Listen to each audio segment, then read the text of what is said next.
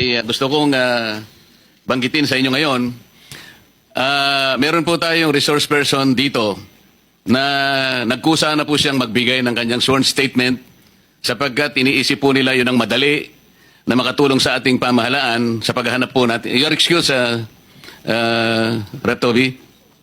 Maalala po ninyo, in the last hearing, this committee floated the idea of giving the contractors particularly an option to take advantage of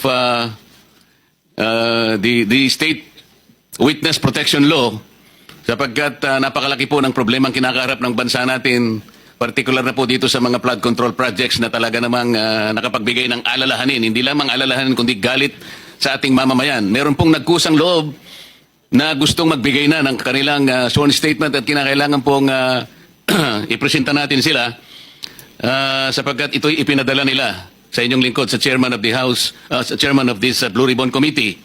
May I call on Mrs. Sara Diskaya to please present and read before us your sworn statement. Sorry. Magandang umaga po sa mga kagalang-galang na senators at miyembro ng Blue Ribbon Committee, lalong-lalo na kay Senator Rodante Marcoleta, Chairman ng Blue Ribbon Committee. Ano to, joint statement ng namin mag-asawa. So I will read partial and then my husband will also read the other half of the sworn statement. So kami si Pacifico F. Diskaya II and Cesara Rowena Diskaya, mag-asawang nasa tamang edad, parehong Pilipino. Number one, noong 2003, kaming mag-asawa ay tinayon ang kumpanya na pinangalan namin St. Gerard Construction. Ipinarehistro namin ito sa DTI, nakakuha ng contractor's license at nagsimula na lumahok sa mga pribadong construction projects. Number two, kinalaunan nagsimula na rin kami na lumahok sa mga government projects. Natuklasan namin na hindi naging madali ang trabaho sa mga government projects. Madalas mahirap ang paniningil ng bayad at matagal bago kami mabayaran ng gobyerno. Number 4, hanggang dumating ang pagkakataon, lumapit sa amin ang isang kaibigan na si Voltaire Claveria at inalok kaming magkaroon ng proyekto sa national level gamit ang aming lisensya. Number 5, ipinakilala niya ang sarili niya na nagtatrabaho para sa isang congressman at nangakong kapag nagbigay kami ng pera ay makakakuha kami ng proyekto.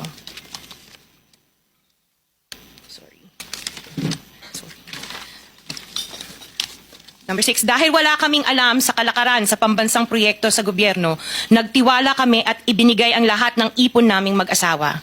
Sa kasamaang palad, niloko lang niya kami. Naglaho siya, dala ang pera namin mag-asawa. Nagpunta kami sa DPWH para i-report ang nangyari, pero hindi nila ito pinansin. Kahit ganon, hindi kami sumuko.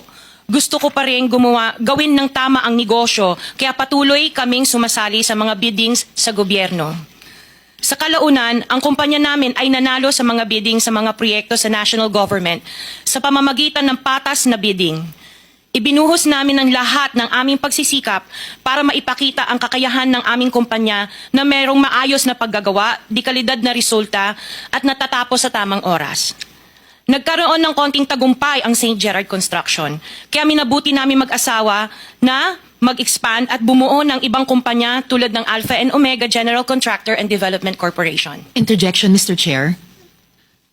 What is the interjection? Salamat, Mr. Chair. Kailangan ko lang pong umakyat sa office sandali para sa isang pulong, but hopefully pagbalik ay nandito pa rin sina Mr. and Ms. Diskaya dahil meron din po akong mga tanong para sa kanila. Oh yes, I Salamat will make po, sure Mr. that they Chair. will be here for your questioning. Mr. Chair, point Yes. of order. Bakit hindi na lang tayo bigyan ng kopya ng sworn affidavit imbis na basahin na lang niya so we can para himay namin yung kanyang sworn affidavit? We will make sure that all the In order to members will save be time, given a copy, but the chairman is asking them to read it before us for the record. in order to save time, Mr. President, because we have been here since 9 o'clock. We already spent 2 hours and not even one of the senators have asked questions addressed to the resource persons present. I beg the indulgence of the good senator, but it is for the record. This is a sworn statement, at from this statement, kailangan dito sila matanong na mabuti. Proceed. Pakibilisan nyo lang para makatipid tayo ng panahon. Ngunit nung nagsimula ang makilala ang St. Gerard Construction, dumating naman ang panibagong pagsubok. Unti-unti nagsilapitan ang mga district engineers at mga regional directors ng DPWH at mga chiefs of staff na mga mambabatas na nag-aalok ng mga proyektong sinasabi nilang pondo ng mambabatas. Noong una, sinubukan naming labanan ng mga ito sa pamamagitan ng pagre-report sa DPWH at pagpapadyaryo ng mga tiwaling kawani ng gobyerno, subalit hindi sila natitinag sa mga ito. Sabi nila, dapat tanggapin namin ang realidad na dapat kaming magbayad sa mga mambabatas kung gusto po namin magpatuloy na magkaroon ng project sa gobyerno. Kung hindi, binabala nila na matatanggal na sa listahan ang kumpanya namin at hindi na makakakuha ng kahit anong proyekto. Hindi namin ginusto kailanman na mapasama sa ganitong sistema, pero kailangan namin magpatuloy para sa pamilya at mga empleyado namin. Dahil sa aming paglaban sa mga tiwaling bidding, maraming beses naming naranasan na ma-disqualify ng Bids and Awards Committee ng DPWH na hawak ng mga mambabatas na nagpondo sa proyekto. Dahil naiipit na ang aming negosyo, lumulubog na kami sa lumalaking utang ng kumpanya at peligro sa buhay ng aming pamilya. Napilitan kaming makisama sa kalakaran kahit labag sa aming kalooban. Magandang umaga po, Mr. Chair at kagalang-galang na senators at miyembro ng Blue Ribbon Committee, lalong-lalo po kay Senator Rodante Marcoleta. Diretso na. Number 15, 16, paulit-ulit kaming ginamit ng mga nasa pwesto sa sistemang ito. Wala kaming magawa dahil kung hindi kami makikisama, gagawa nila ng problema ang project na na-award sa amin sa pamamagitan ng mutual termination o pagkakaroon ng right-of-way problem na parehong nagdudulot ng hindi matuloy ang implementasyon ng mga proyekto. Matapos naming manalo sa mga bidding, may mga opisyal mula sa DPWH ang lumalapit sa amin para humingi at kumuha ng bahagi niya sa halaga ng proyekto. Ang hinihingi nilang porsyento ay hindi bababa sa 10% at umaabot pa sa 25% na naging kondisyon upang hindi maipit ang implementasyon ng kontrata.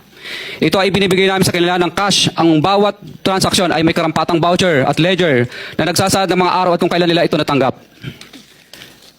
Ilan sa kanila ay sina Terence Calatrava, former Undersecretary of Office of the Presidential Assistant of the Visayas of the Philippines, Kong Roman Romulo of Pasig City, Kong Jojo Ang of Uswag Ilonggo Party List, Congressman Patrick Michael Vargas of Quezon City, Kong Juan Carlos Arjo Aitayde of Quezon City, Nicanor Nicky Briones of Aga Party List, Congressman Marcelino Marci Teodoro of Marikina, Congressman Florida Robes of San Jose del Monte, Bulacan, Congressman Leandro Jesus Madroño of Romblon, Congressman Benjamin Benji Agarao Jr., Congressman Florencio Gabriel Bemnoel of Anwaray Party List, Kong Leo de Ode Tariela of Occidental Mindoro, Congressman Reynan Arrogancia of Quezon Province, Kong Marvin Rillo of Quezon City, Kong Teodoro Haresco of Aklan, Kong Antonieta Yudela of Zamboanga Sibugay, Kong Dean Asisio of Caloocan, Kong Marivic Copilar of Quezon City. 21. Mayroon ding mga kinatawa ng ilang politiko na nakikipagtagpo sa amin upang manghingi ng porsyento kapalit ng mga porsyento ng mga proyekto. Ang mga porsyentong ito ay 25% ay ipinipilit sa amin bilang karaniwang kalakaran na wala akong kakainang tanggihan. Ilan sa kanila ay sina Regional Director Eduardo Virgilio of DPWH Region 5, Director Ramon Ariola III of Unified Management UPMO, District Engineer Henry Alcantara, DPWH Bulacan First, Undersecretary Robert Bernardo, District Engineer Aristotle Ramos of DPWH Metro First, Pasig City, District Engineer Manny Bulusan of DPWH North, Manila Deo, District Engineer Edgardo Sipingol of DPWH Bulacan Subdeo, District Engineer Michael Rosaria of DPWH Quezon Second Deo. Karamihan sa mga kawani ng DPWH na nabanggit sa itaas ay paulit-ulit na binabanggit ang delivery ng pera ay para sa kaisaldi ko na dapat at least 25%. Si Kong Marvin Rillo naman ay ilang beses na binabanggit ang pangalan ni Speaker Martin Romualdez bilang kanyang malapit na kaibigan. 25. Sa tuwing umiinom kami sa Wine Story, sa BGC at sa Shangri-La Mall, sinasabi pa ni Kong Rillo na lahat ng kanyang request para sa pondo ay galing pa mismo sa unprogram funds at insertion na inaaprubahan ni Speaker. Ang tao ni Marvin Rillo na si Bogs Magalong ang pumupunta sa amin para kunin ang pera sa aming opisina o sa Wine Story. Si Kong Jojo Ang naman, lagi ring binabanggit sa lahat ng project sa kanya ay papondo ni Speaker at ni Saldico. Mataas ang hinihingi sa project, dagdag pa niya, hindi naman lahat ng pera ay para sa kanya, kundi para kay Speaker at kay Saldico. Sa lungsod ng Pasig naman, lumapit sa akin ang DPW's project engineer na si Angelita Garucha para kolektahin ang parte ni Kong Roman Romulo sa flood control projects noong 2022, number 28. Pagdating ng 2025, si District Engineer Aristotle Ramos ang sumunod na nagpakilala na bagman ni Kong Roman Romulo kung saan 30% ang kanyang hiningi ay para kay Kong Roman Romulo. Sinabihan ko kay D.E. Ramos na masyado namang mataas, ngunit sinabi niya na walang magagawa dito dahil pondo ito galing sa unprogram funds at insertion galing sa taas. Sa ilang pagkakataon, ang mga politiko na personal na inabutan ng halaga ayon sa hinihingi nilang porsyento mula sa proyekto. Ang pagbabayad na ito ay hindi naman kagustuhan kundi isang hakbang na ginawa namin dahil sa matinding panggigipit. Ilan sa kanila ay sina Kong Antonieta Yudela kasama ang kanyang asawa, Kong Marvin Rillo of Quezon City, Kong Nikki Briones of Aga Party List, Arturo N. Atayde, ama ni Kong Arjo Atayde, Kong Florencio Gabriel Bem Noel of Anwaray Party List, Kong Eliandro Jesus Madroño of Romblon, Kong Benjamin Benji Agarao Jr. Bagamat naging matinding pagsubok ang kabawasan ng pondo na nakalaan sa proyekto, pilit at matapat naming sinusunod ang bawat espesifikasyon na nakasaad sa Program of Works na nakasaad sa proyekto ng DPWH. Nakakasiguro kami na nagawa namin ng maayos at matapat ang bahagi o phase ng proyekto na na-award sa amin. Sa katunayan, hindi kami mababayaran ng DPWH kung hindi ito dumaan at pumasa sa maraming material testing na naaayon sa design ng DPWH. Ina-assess at ini-inspect ng DPWH ang bawat proyekto base sa natapos na parte o accomplishment. Napilitan kami na i-absorb ang kabawasan na ito na nagdudulot ng maliit na kita o pagkalugi sa ilang projects. Para makabawi, dinadamihan na lang namin ang partisipasyon sa mga projects. Taliwas sa mga lumalabas na may mga impormasyon sa publiko, hindi kailanman kami gumawa ng ghost projects. At masugid kami nag-i-inspect sa lahat ng aming mga natapos na projects. Handa po kaming tumistigo nang walang pilit at kusang loob bilang state witness at sabihin ang lahat ng nangyayaring katiwalaan ng Kamara, DPWH at iba pang mga kawani ng gobyerno upang gawin ang tama. Kami ay lubos na humihingi ng tulong sa Senate Blue Ribbon Committee na pinamumunuan ng buting Chairman Senator Dante Marcoleta at kay President Bongbong Marcos para sa proteksyon at seguridad ng aming pamilya. Ang salaysay na ito ay kusang loob namin ginawa at walang sino mang pumilit na gawin ito. Sa katotohanan ng lahat ay nilagdaan namin ang salaysay na ito ng kusang loob at walang pumipilit. Sign, Pacifico of Vizcaya, nagsasalaysay. Notaryado po. For the record, this sworn statement was notarized by a certain Attorney Reynaldo F.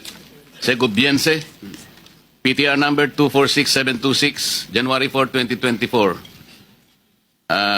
Hanggang ang MCLE ay 2025. This was notarized on September 6, 2025.